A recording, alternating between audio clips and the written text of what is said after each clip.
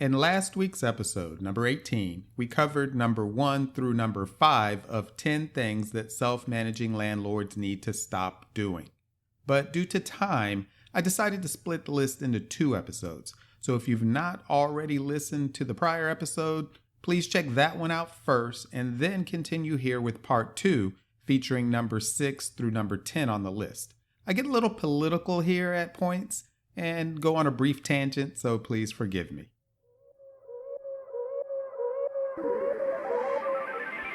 Husband, father, entrepreneur, realtor, a long list of other titles and descriptions, and landlord.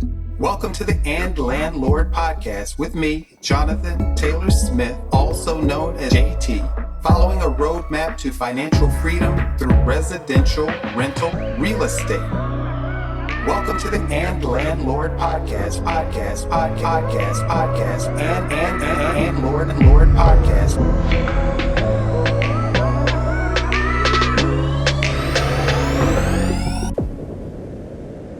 Welcome to episode number 19, part 2 of Self Managing Landlords, 10 Things You Need to Stop Doing.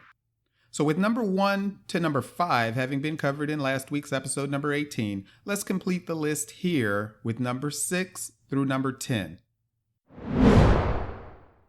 Number 6, stop being ignorant of the law. Landlord-tenant laws in your state, city, or county set the rules of the game. You cannot play the game to win if you do not know and have a clear understanding of the rules. Anything I do, I believe in doing well. So in part, I decided to get my real estate broker's license and become a realtor for the education. It covers aspects of property management, financials, equal housing rights, and more. And while practicing law should be left to lawyers, knowing the law will go a long way towards keeping you out of court and situations where you need a lawyer. Do you know what you can and cannot say in a rental listing? Do you know what are legitimate reasons for denying a certain applicant? What you can and cannot ask on an application or in a prospective tenant interview? What you can ask of references and prior landlords? And how you should respond to inquiries when you're the prior landlord? Do you know how security deposits must be handled? How much they can be? How long you have to return them? What you can and cannot deduct from them? How deductions must be reported? Do you know your responsibility for handling documents and private information of applicants and tenants? It really goes on and on as to the various aspects of law you need to be familiar with as a landlord, or you could easily end up in court facing a judgment against your assets. Have you read your state landlord-tenant law? For North Carolina, it's Chapter 42, or 42A for vacation rentals. And you can find it by searching Google for keywords like North Carolina General Assembly Landlord-Tenant Law, or go to ncleg.gov. That's ncleg.gov. Select Bills and Laws, then General Statutes. They provide HTML and PDF versions. Read it, all of it, at least twice, and then seek legal counsel for anything you don't understand or have questions about.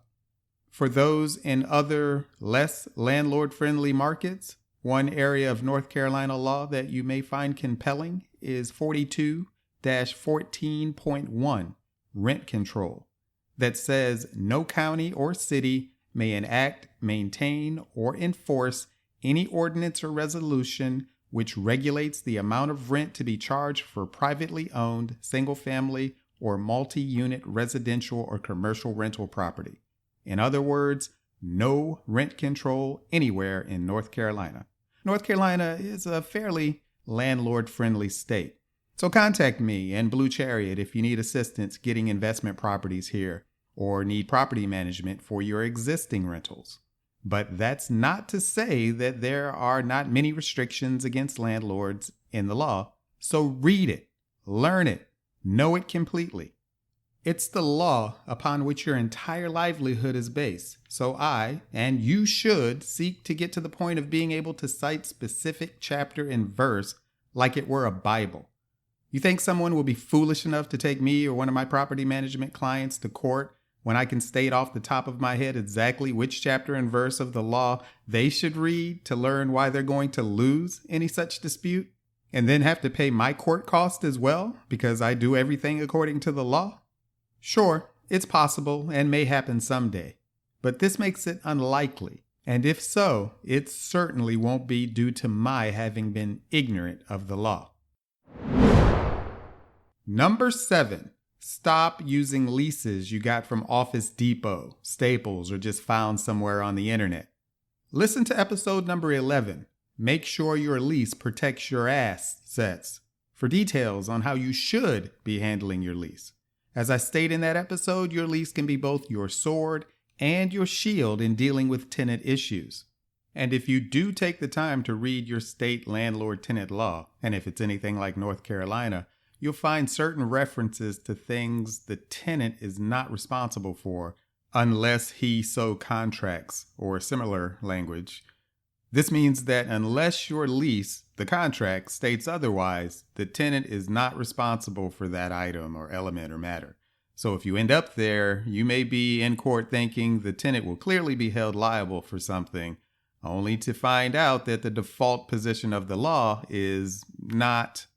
But your lease, if it says that they are, then they are.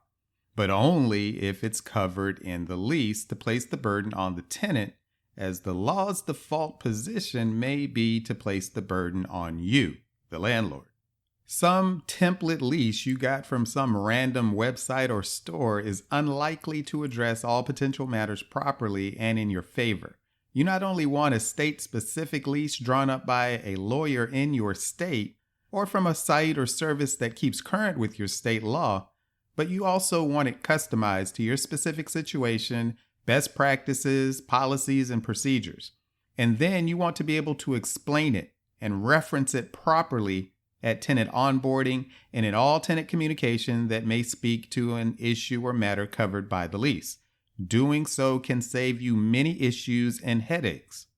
Anything's possible, but you're far less likely to end up being taken to court someday because a tenant was upset that you deducted a cleaning fee or some other damage done from their security deposit at exit, or that you charged them as additional rent due in the following month for a plumbing bill from clearing a clog that they caused.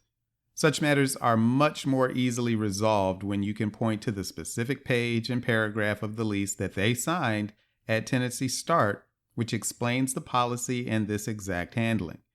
And when you refer to the same in each communication with the tenant. And when you went over the critical elements of the lease with the tenant during the onboarding, preferably on video, where they confirm to have read the lease twice. All this contributes to making it hard to dispute the lease later.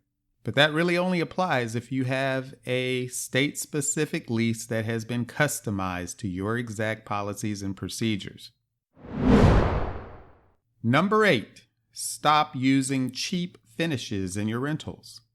This past weekend, I was in a partially furnished rental home that was certainly valued at over $300,000 with white appliances in the kitchen. I put stainless steel appliances in my rental homes that are 1/3 the value.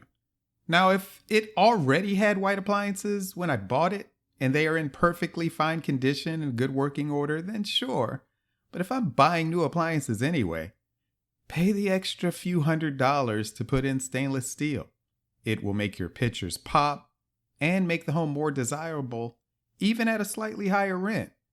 And the new appliances are a tax deduction anyway, and likely to be financeable at 0% interest for like a year or a year and a half or more. So you may be able to pay for the monthly cost of the upgraded appliances with the additional rent you can get by having the better appliances in your rental. And it's hard to know and quantify, but your tenant may stay longer, saving on turnover expenses because of the feeling your upgraded appliances and other improvements give them for the home. So go ahead and improve your rentals. Increase your tax-deductible expenses while increasing the desirability and likely rent for the home, thereby potentially increasing income. And like I said, when a tenant really loves a home, they are likely to remain longer, thereby lowering your vacancy and tenant turnover expenses. So upgrade. Put in granite counters, tile floors, resurface kitchen cabinets and bath vanities. Improve the vanity tops. Put in upgraded light fixtures.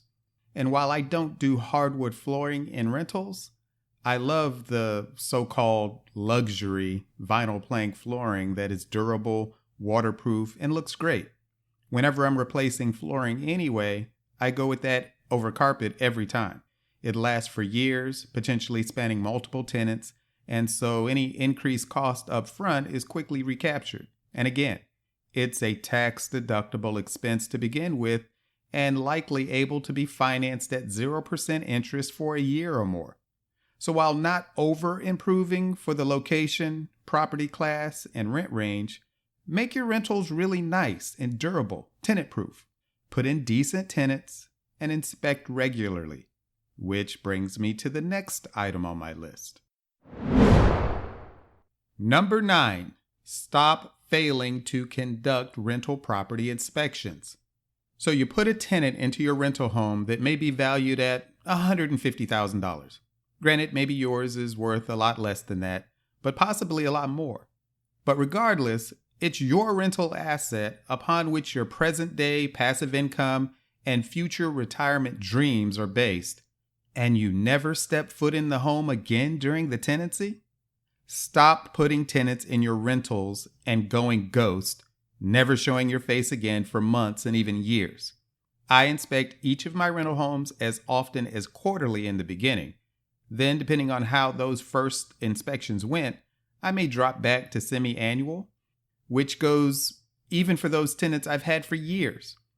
Even if every inspection has passed without issue, I still inspect each rental at least twice per year, no exceptions. Yet most landlords, even those with so-called professional property management in place, rarely, if ever, step foot in their rental homes or have someone do so on their behalf after a tenant is in place. And then you wonder how your home got trashed so badly. It likely didn't happen overnight. Had you stopped by from time to time for an inspection and made it known to the tenant that you'd be doing so on a regular basis, just that knowledge is often enough to affect tenant behavior to the benefit of the landlord and your property. It also turns away potential problem tenants who don't want to deal with inspections as they know they won't pass. And I'm not talking about surprise visits. Likely that's illegal in your state, as it is in mine, other than for legitimate emergencies like flood or fire. See number 6 earlier about knowing the laws. I'm talking about scheduled and announced visits so that the tenant knows well in advance exactly when you are coming and why for an inspection, as should be detailed in your lease. See number 7 about your lease. Number 10, stop denying potentially great tenants based upon their credit score. Political opinion alert. Some of my best tenants have horrible credit scores. And if you look closely at their credit report, you'll see that the reason for many applicants having poor credit scores is often due to student loans and medical bills. Well, if politics were the focus of this podcast, I could do an entire episode on the financial crime that is being committed against a generation of young people, charging them all-time high amounts for tuition and textbooks to often obtain worthless degrees, having them take out loans to pay for it all that cannot be discharged through bankruptcy, so they follow them around for life, ruining their credit, which then means they often cannot get decent housing because you and other landlords deny them over credit. And even if their degree wasn't worthless, which it often is, they likely can't get a decent job either, also due to their poor credit. Now, I'll try to avoid my tendency to speak on matters of politics. That's not the focus of this show. But I'll just say that if the government wasn't guaranteeing student loans and students had to pay for their own education directly, it would cost a fraction of what it does now to get an education. And then far more people could afford it without killing their credit by taking out loans that far exceed what they can ever hope to repay with the job their degree may qualify them to obtain if it wasn't worthless. And then medical bills also becomes a political discussion because just like with education, when the person receiving the benefit is not likely the person paying the bill, then prices skyrocket every time. If you placed a claim against your car insurance each time you needed an oil change or a new battery or tires, auto insurance would cost over $1,000 a month and an oil change would cost like $500 or more. Likewise, every time we go to the doctor for any reason, it's paid by insurance most often, which is one of the many reasons why medical anything costs so much. And if you or your child is sick or injured, you're going to the hospital regardless of what it costs. And if you don't have great insurance, you're going to end up with a medical bill that you cannot pay. And your credit is going to be ruined as a result. So now that should prevent you from having decent housing or getting a job? I'm a pretty conservative guy in my political views, but I just don't think so. So sorry for the tangent. I stopped debating matters of politics when I needed to focus on learning the business of real estate. But I do have some pretty well-established political beliefs. Maybe I'll run for Congress in 10 years or so. But my point is that low credit scores due to past due student loans or delinquent medical bills are irrelevant to me. Don't care. What I care about are collections for utilities, electric and water, phone, cable, and other things that are daily household bills that are not a government price inflated trap that any one of us could fall into, as in many cases, you have no choice. I care about liens, judgments, repossessions, and collections that are non-medical or student loan related. I'm not going to deny someone housing because they got treatment for their sick or injured child and the hospital charged them $800 for a bandage, thinking it would be paid by insurance, but it wasn't. I'm also not going to deny someone housing because they tried to better themselves with education and a corrupt system dumped $200,000 of student loans on them for a degree that might earn them $50,000 per year if they're lucky. You can't likely buy a $200,000 house on $50,000 per year of income, but you can get student loans that are even worse. As with the house, you can at least file bankruptcy or let it be foreclosed upon. But you're stuck with the student loans for life. And many times you don't even obtain the degree because you're tapped out on loans before you get there. Shameful what is being done right now to young people. There should be a student loan revolt where everyone just stops paying. But there I go speaking on politics again. And I'm sure someone will argue that they knew what they were getting into and agreed to take the loan. Yeah, sure. Set up a system where you're almost required to have a degree to be employable. Make that degree like 4 times more expensive than it should be and was just 30 years or so ago. And then blame the person for agreeing to pay the inflated price for the often worthless degree, like they had much of a choice, who then can't get a job paying enough to afford to pay the bills. And then landlords and employers use their now poor credit score as an excuse to deny housing and employment. That's foul, and it cannot continue. And I won't participate by being one of those landlords denying prospective tenants based solely upon their credit score. I need to see something else of concern on their credit report besides student loans and medical bills related to collections. I care far more about a $50 cell phone bill or cable bill collection than I do about a $50,000 delinquent student loan or $5,000 of unpaid medical bills. I don't care about those at all. And I think that you shouldn't either if you're a landlord. Stop setting blanket credit score requirements. I see all the time where landlords refuse to accept anyone with a credit score lower than X, with X being 600 or maybe 620. And at least some go lower, like 580, but any blanket number is just lazy, in my opinion. Look at the report and see why the score is low. And if it's student loans or medical bills, then ignore that. I feel like cussing. And if it makes you feel better, you can always use the score and other factors as justification for charging a higher security deposit. I advertise my rentals at 1.5 times rent as the security deposit amount, and I may lower it to 1 times rent for better qualified applicants, or increase it to 2 times rent for those with more significant credit challenges where nothing else is a disqualifying factor. Okay. Now I'm thinking about politics. I could continue this list with number 11 and beyond, but now I'm on my soapbox, as the expression goes.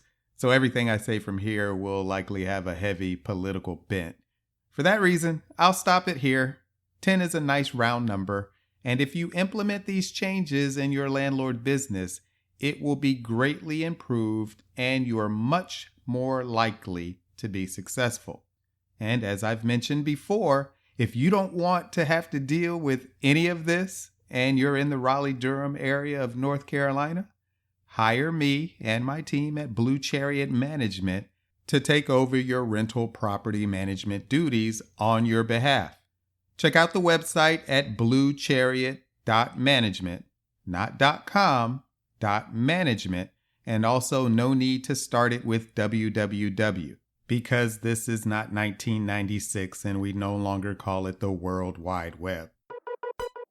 Thank you for listening to the And Landlord podcast with me, Jonathan Taylor Smith, by Blue Chariot Media, following a roadmap to financial freedom through residential rental real estate. You can find the podcast website and blog at andlandlord.com.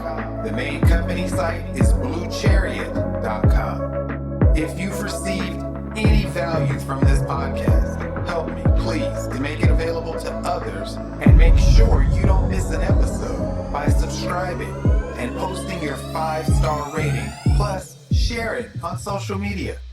I welcome your comments on the blog. And if you'd like to share your landlord horror story or have a comment or suggestion for the show, call 844-USA-BLUE and enter extension 263, which spells "and" on your keypad, as in "and landlord," and leave a message. It may be used on a coming show. Thank you. Be all that you are. And landlord.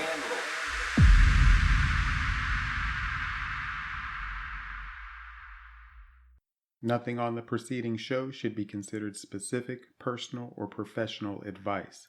Please consult an appropriate tax, legal, real estate, financial, or business professional for personal advice. The comments and opinions of any guest are their own. Information is not guaranteed. Any investment may have potential for both profit and loss. The host is speaking solely on behalf of Blue Chariot Media, LLC.